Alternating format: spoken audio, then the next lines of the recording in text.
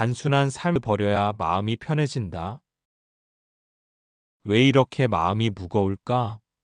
왜 편안한 날이 없을까?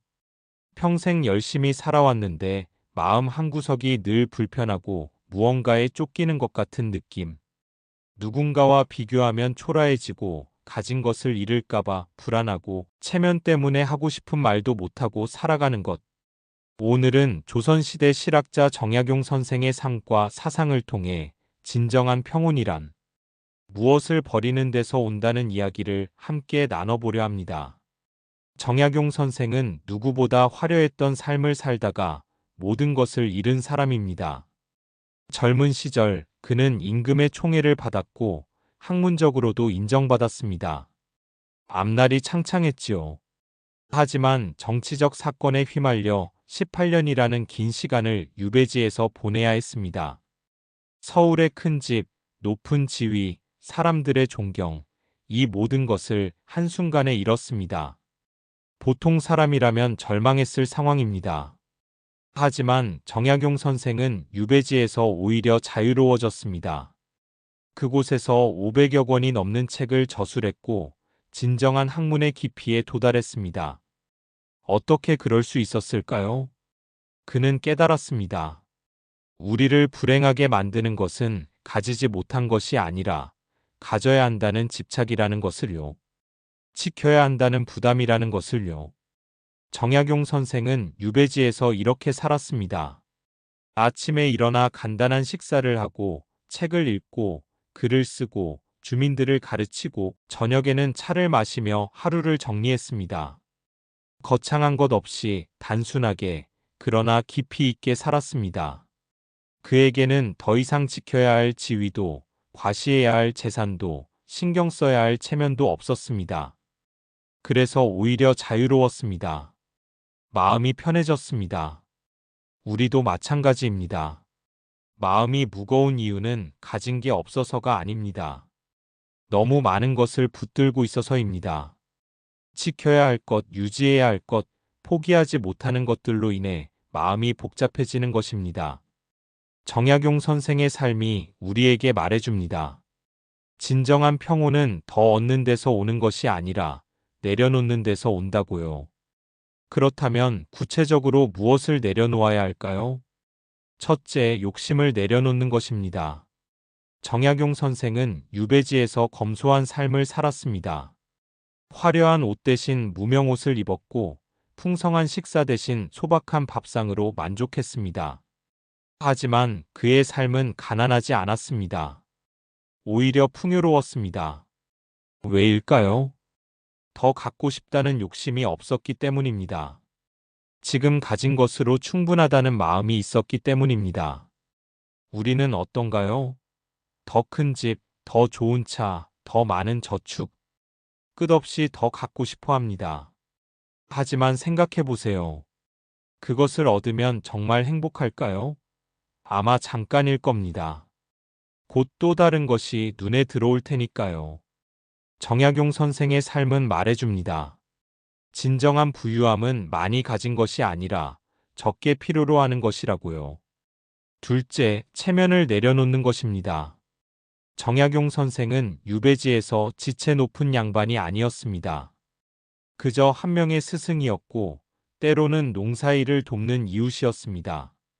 과거의 명예나 지위에 연연하지 않았습니다. 우리는 어떤가요? 이 나이에 이 정도는 되어야지 남들이 뭐라고 할까 창피해서 어떻게 해.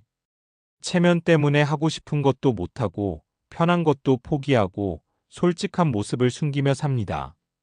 하지만 생각해 보세요. 그 체면이 당신을 행복하게 해주나요? 오히려 당신을 올가매고 있지는 않나요? 정약용 선생의 삶이 보여줍니다. 진정한 품위는 남에게 보이는 것이 아니라 자기 자신에게 떳떳한 것이라고요. 셋째, 비교를 내려놓는 것입니다. 정약용 선생은 유배지에서 다른 사람들과 자신을 비교하지 않았습니다. 서울에 남아 출세한 동료들을 부러워하지도 않았습니다. 그저 자신의 길을 묵묵히 걸어갔습니다. 그 결과 그는 조선 최고의 학자가 되었습니다. 비교하느라 시간을 낭비하지 않고 자신의 학문에 집중했기 때문입니다. 우리는 어떤가요? 누구는 더 좋은 집에 살고, 누구는 자식이 더 잘 되고, 누구는 노후가 더 여유롭고, 끊임없이 비교합니다. 그리고 초라해집니다. 하지만 생각해 보세요. 그 비교가 당신의 삶을 나아지게 하나요? 오히려 지금 가진 것의 소중함을 잊게 만들지는 않나요? 정약용 선생의 삶은 말해줍니다. 당신의 삶은 남과 비교할 대상이 아니라 그 자체로 귀한 여정이라고요. 그렇다면 오늘부터 무엇을 할 수 있을까요? 정약용 선생의 지혜를 담은 작은 실천 3가지를 소개합니다. 첫 번째는 한 달에 한 번 비우기입니다. 집 안을 둘러보고 1년 동안 쓰지 않은 물건들을 정리해 보세요. 나누거나 내려놓는 것만으로도 마음은 훨씬 가벼워집니다. 두 번째는 하루 한 번 감사찾기입니다. 잠들기 전 오늘 감사한 일 3가지만 떠올려 보세요. 작은 것으로 충분합니다. 없는 것을 세기보다 지금 가진 것에 마음을 두는 연습입니다. 세 번째는 나만의 시간을 갖는 일입니다. 일주일에 한 번 30분이면 충분합니다. 아무것도 하지 않고 그저 조용히 머무는 시간. 정약용 선생은 모든 것을 잃었지만 오히려 그 과정에서 진정한 자유를 찾았습니다. 욕심을 버렸더니 만족이 왔고, 체면을 내려놓았더니 편안해졌고, 비교를 멈췄더니 감사가 보였습니다. 우리 인생 후반부도 마찬가지입니다. 이제는 더 얻을 것이 아니라 내려놓을 것을 찾아야 할 때입니다. 지켜야 할 것이 많을수록 마음은 무거워집니다. 버릴수록 가벼워집니다. 정약용 선생의 삶이 우리에게 말해줍니다. 진정한 평온은 채우는 데서 오는 것이 아니라 비우는 데서 온다고요. 많이 가져서 행복한 것이 아니라 적게 필요로 해서 행복한 것이라고요.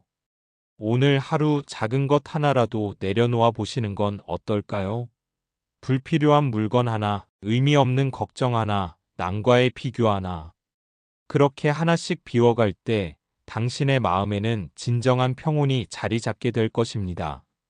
오늘도 당신의 하루가 편안하고 따뜻하기를 바랍니다.